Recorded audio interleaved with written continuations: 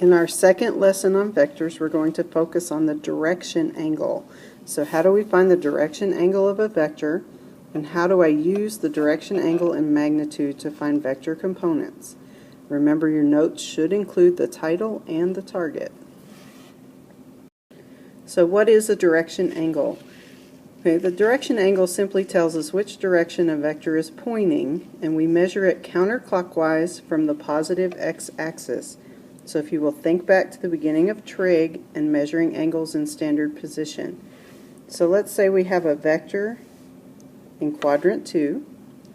My direction angle, which is called theta, is the measurement counterclockwise from the positive x to the vector. If I'm in quadrant 2, remember that my angle would have to measure between 90 and 180 degrees. Okay, so remember your quadrantal values for your angles. If I'm in radians in quadrant 2, I would be between pi over 2 and pi.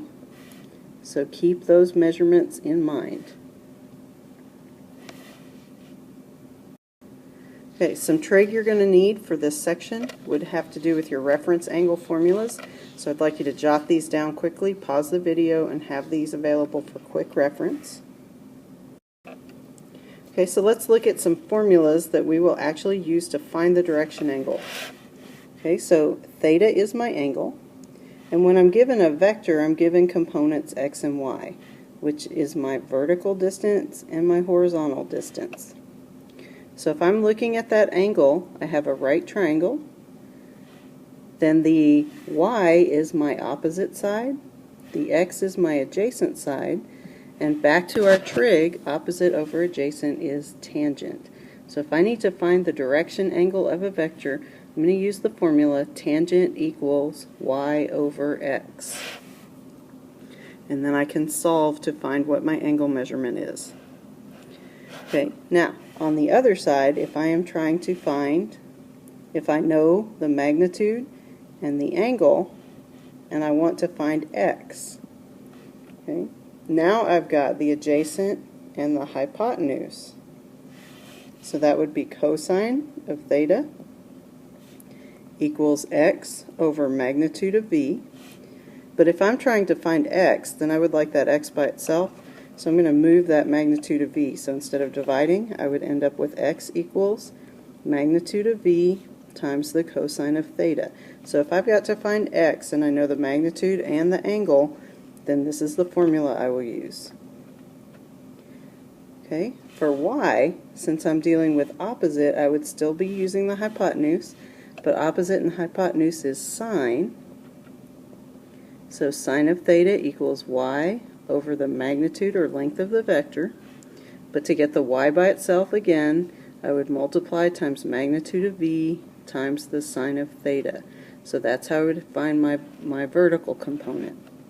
So if I need the components, I'm going to use the magnitude and the direction angle. If I'm trying to find the direction angle, I'm going to use the formula tangent equals y over x. Now, let's apply this with an example, and this time we're going to find the direction angle. So we're going to find theta. So if I need to find the direction angle, I need the formula tangent of theta equals y over x. Y and x are my components for my vector. Okay, so in this vector, my components are 4, 3. So I would say tangent of theta equals 3 over 4. That's not a special angle, so I can't do this on the hand. I'm going to have to use the calculator. So I would do second tan, because I'm trying to find the angle, of 3/4. And when you put that in the calculator, you should come out with 37 degrees. Now remember, the calculator actually gives you the reference angle, but since I'm in quadrant 1, my angle is my reference angle. So 37 degrees is my direction angle. Let's look at one that's not in quadrant 1. So this vector is in quadrant 3, which remember means our angle should be between 180 and 270 degrees. Okay, so let's start with our formula. Tangent of theta equals y, which is negative 2, over x, which is negative 5. And the negative over negative is just going to be positive. So I'm going to do second tangent of 2/5 in the calculator. And when you're putting things in the calculator, you don't want to put the negative in, you want to use the calculator to get the reference angle. When you put this in the calculator, you're going to get your reference angle measure to be around 21.8 degrees.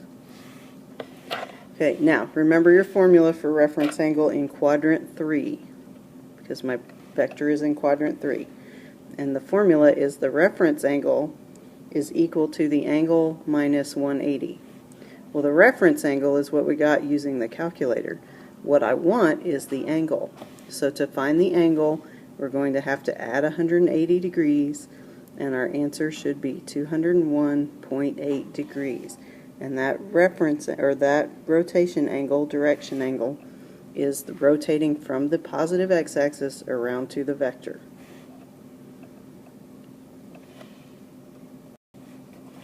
Okay, now this time let's switch tracks. This time we know what the angle is, and we know what the magnitude is, but we want the components. We want to know what the x component and the y component are for vector k. Okay, so to do this, we're going to use, we actually have two formulas.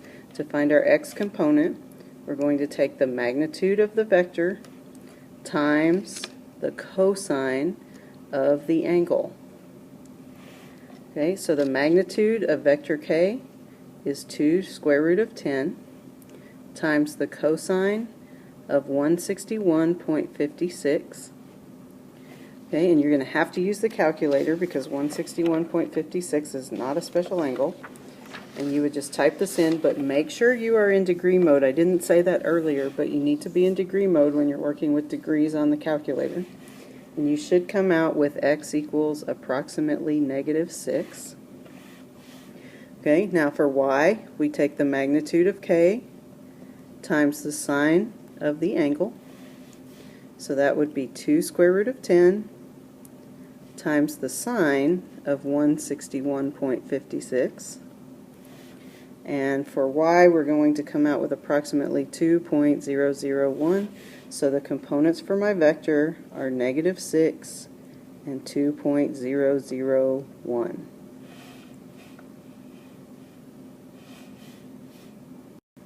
Okay, it's your turn. So pause the video and find the components for this vector.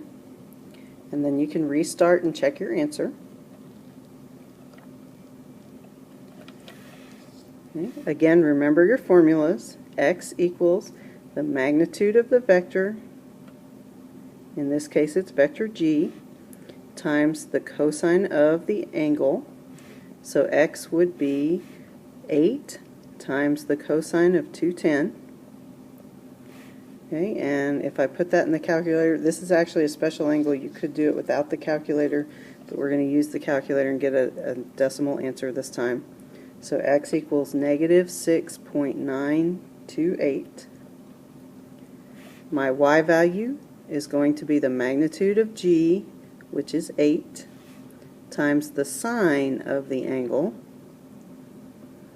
Okay, so 8 times the sine of 210 is negative 4. So your answer should have been negative 6.928 and negative 4. And always make sure that those coordinates would actually put you in the quadrant you're trying to land in. We're in quadrant 3, so our x and y should come out negative. One last example without the calculator. Okay, and this time instead of working off a graph, we just have the magnitude and the angle. So don't use your calculator. We're going to use the hand trick to get the values. Our x is still the magnitude times the cosine of the angle. So 100 times cosine of pi over 3. When you use the hand trick to find the cosine of pi over 3 is your pointer finger, and cosine is x over r. So x would be 1, and r is always 2 on the hand. So we would have 100 times a half, and 100 times 1/2 is 50. Okay, for y, we're going to do the magnitude times the sine of the angle, 100 times the sine of pi over 3, and for sine, your formula is y over r. So we still are using the same finger, the pointer finger, but this time our y is the square root of 3, because I have 3 fingers on the y side. So 100 times square root of 3 over 2, which would give me 50 square root of 3. So the answer would be 50 and 50 square root of 3 for the components of the vector. That's the end of session 2. Be sure you have your notes ready for class.